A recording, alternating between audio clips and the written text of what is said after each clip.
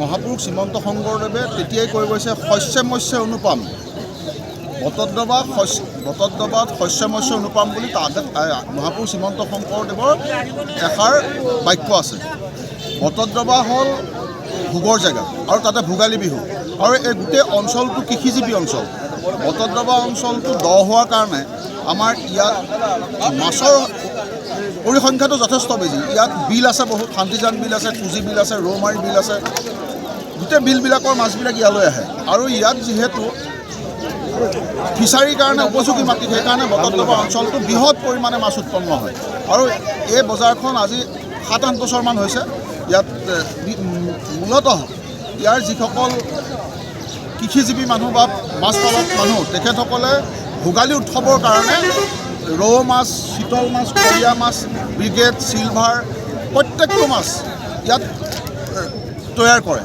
গতিকে শান্তিজানৰ বজাৰলৈ এই শান্তিজানৰ ঐতিহ্য আছে, সতীৰাধিকা শান্তিৰ নামত এই শান্তিজান বজাৰ। গতিকে এই গোটেই অঞ্চলৰ মানুহখিনি ইয়ালৈ যোৱাকালি ইয়াৰ পৰা অন্ততঃ একেবাৰে কম হ'লেও 100 কুইণ্টেল মাছ বাহিৰলৈ গৈছে।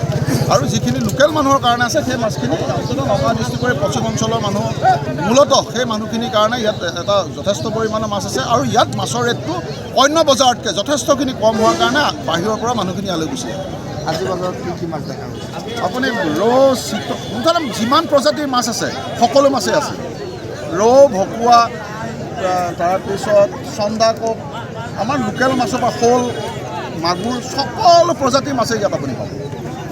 মাছ নিবলৈ আহিলোঁ। মাছ উৰুকাৰ নিশা মাছ খাম, মাংস আছে, মাংস খাম, তাৰপিছত এইবিলাকতো আছে।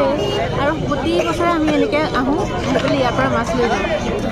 বজাৰত ৰৌ গোটেই সময় গোটেইখিনি মাছেই আছে। ৰৌ মাছ আছে, ঢেকেৰা মাছ আছে, বৰালি মাছ আছে, মানে আৰু এইটো চিতল মাছ আছে। গোটেইখিনিয়ে দেখিছোঁ আৰু